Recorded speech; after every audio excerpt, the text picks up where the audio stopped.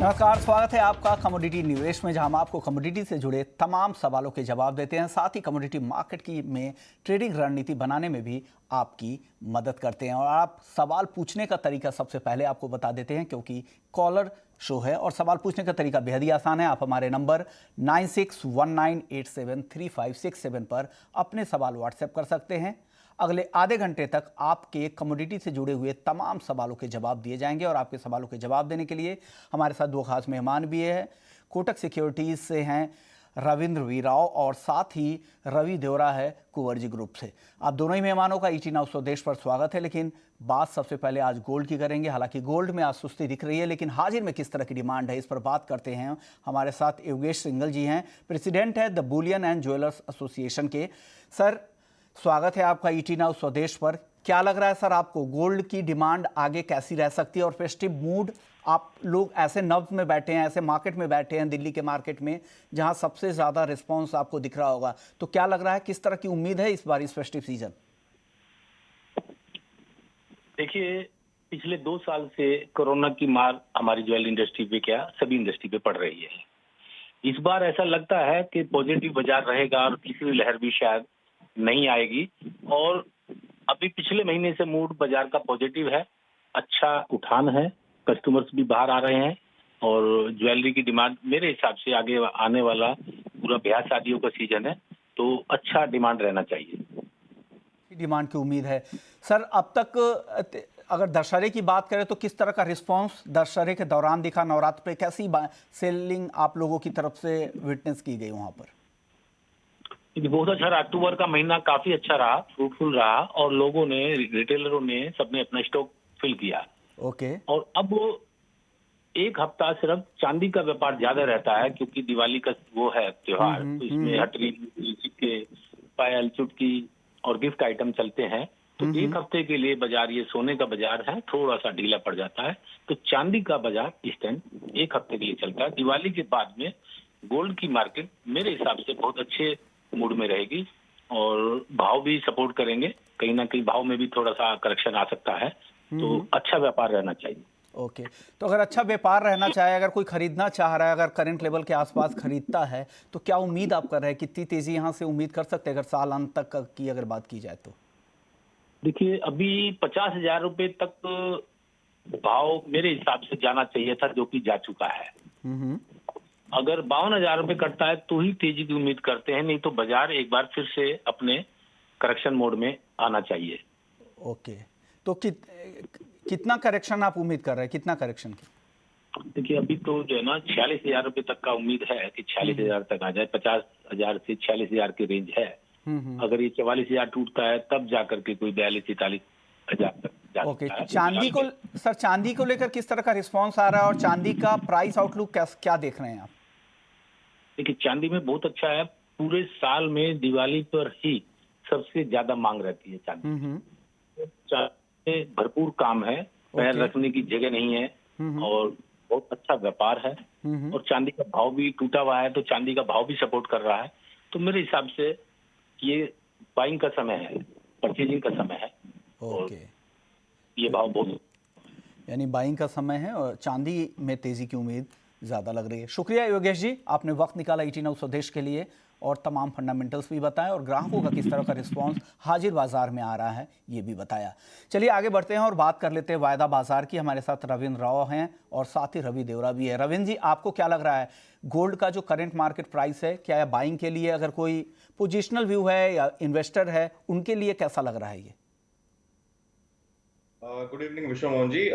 मेरे हिसाब से गोल्ड में अभी अगर इंटरनेशनल मार्केट देखो तो एकदम रेंज बाउंड है, 1800 के ऊपर सस्टेन नहीं कर पा रहा है। और नेक्स्ट वीक में सेकंड और थर्ड को एफओएमसी मीटिंग है, तो मेरे हिसाब से वो काफी क्रूशल रहेगा, क्योंकि एक्सपेक्टेशन ये है कि नवंबर के मीटिंग में शायद फेड के साइड से कुछ टेपरिंग का अनाउंसमेंट आए। Plus non farm payrolls data भी फर्स्ट वीक में रहेगा, तो आई थिंक तब तक के लिए मार्केट थोड़ा सा रेंज बाउंड रह सकता है। थोड़ा सा रेंज बाउंड तो आई वुड से हल्का सा पॉजिटिव रहेगा, क्योंकि डॉलर इंडेक्स में हमने एक अच्छा नरमी देखा है। डॉलर इंडेक्स 94 से फिर से एक बार फिसल कर 9330 9340 के आसपास ट्रेड कर रहा है। और यील्ड्स में भी हमने थोड़ा सा सॉफ्टनेस देखा है। यही एक्सपेक्टेशन से है कि एक एफओएमसी में एक अनसर्टेनिटी रहेगी। तो गोल्ड थोड़ा सपोर्टिव है, लेकिन मैं गोल्ड में थोड़ा सा ज्यादा बुलिश होऊंगा अगर 1830 1835 के ऊपर इंटरनेशनल में क्लोजिंग आ जाता है। और अगर एमसीएक्स की बात करें तो एमसीएक्स में अराउंड 48,800 49,000 के ऊपर सस्टेन करना चाहिए, तो और बुलिशनेस आएगी। अदरवाइज मुझे लगता है कि एक ब्रॉड रेंज रहेगा। इमीडिएटली जो अपर रेंज है वो अराउंड 48,300 48,400 का है। उसके ऊपर जाता है तो 49,000 तक आ सकता है। सिमिलरली कॉमिक्स पर 1806 1808 के ऊपर क्लोजिंग आना चाहिए। अगर वो होता है तो फिर 1835 36 तक आ सकता है एक बार। और मेरे हिसाब से अभी एफओएमसी मीटिंग तक थोड़ा सा पॉजिटिवनेस रहेगा, बट आई थिंक थोड़ा सा कॉशियस रहना चाहिए, क्योंकि एफओएमसी मीटिंग में क्या आता है नहीं पता। अगर कुछ सरप्राइज आता है तो फिर से एक बार हम फॉल देख सकते हैं। Otherwise I think it should stay in a range. Range में ही रहने की उम्मीद ज़्यादा लग रही है। चलिए सवाल जवाब भी शुरू कर देते हैं। पहले कॉलर नाथन है, बिहार से इन्होंने सवाल भेजा है। इन्होंने 51,234 रुपए की खरीद है इनकी गोल्ड की। रवि जी, काफ़ी ऊपर भाव की खरीद है, क्या करें? ये लगता है हाजिर में इन्होंने खरीदा है। हाँ, डेफिनेटली हाजिर बाजार का ही प्राइस होगा। और आगे देखें तो आउटलुक भी मुझे लग रहा है कि थोड़ा फेस्टिविटी की वजह से थोड़ा पॉजिटिव है। हालांकि प्राइसेस उन्होंने लिया है वो काफी ये लेवल से आउट द मनी है।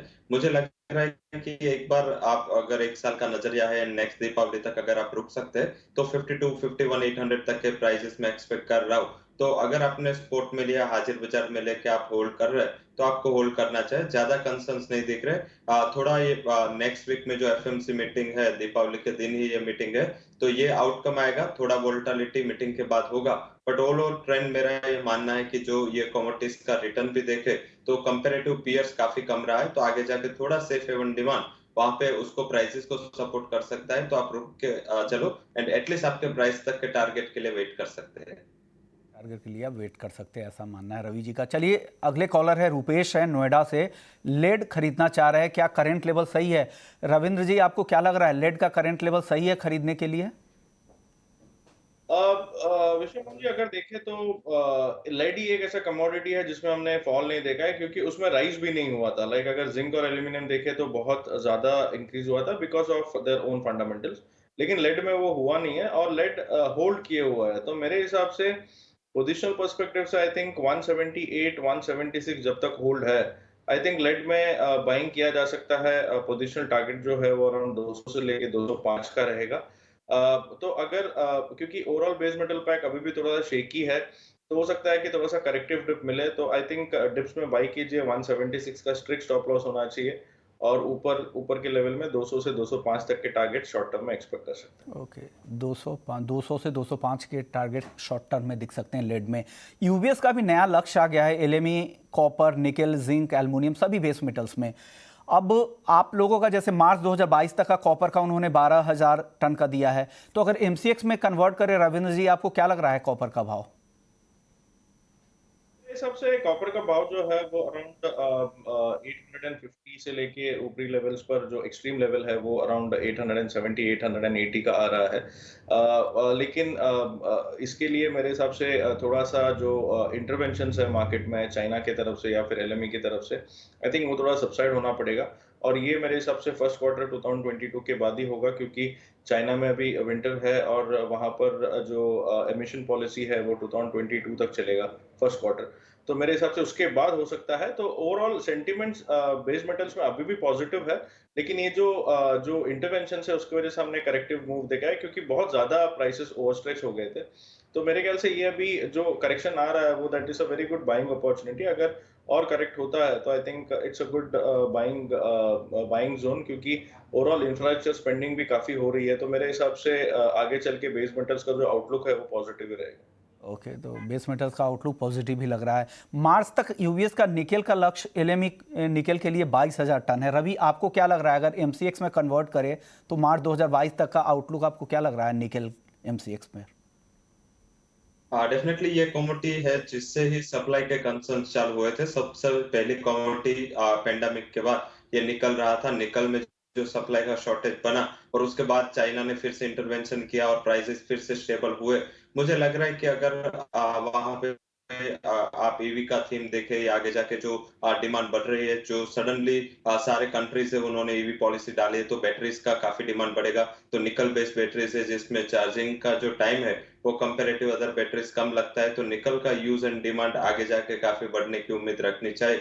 तो मुझे लग रहा है कि एटलीस्ट मार्च तक जो अभी M6 में प्राइसेस 1500 के करीब चल रहा है, वो 1700 से 1800 तक के लेवल्स आपको दिख सकते हैं। जो स्ट्रॉन्ग सपोर्ट बना है काफी टाइम से देखे तो 1380 1390 एक बॉटम बना के निकल चल रहा है। तो कोई भी डिप यहाँ से मिले 1470 तक, 1475 तक, तो आई थिंक एक बाई की अपॉर्चुनिटी गिन के चले। अगर आपका नजरिया थोड़ा मीडियम टर्म का है तो ये स्टॉप लॉस आप 1380 का रखे। मुझे लग रहा है कि आपको मार्च तक ये 1700 1780 तक के लेवल्स दिखने चाहिए।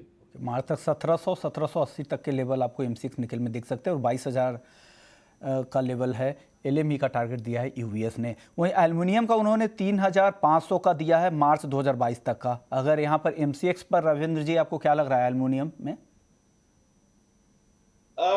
विश्व मोहन जी, एल्यूमिनियम में आई थिंक 260 का एक रेजिस्टेंस था और उसके आसपास जाके प्राइसेस में हमने एक फॉल देखा है। और अगर LME देखे तो 3,200 के आसपास हमने एक फॉल देखा है और अभी 2,700 $750 के आसपास LME पर चल रहा है और हमारे यहाँ पर अराउंड 222 के आसपास है।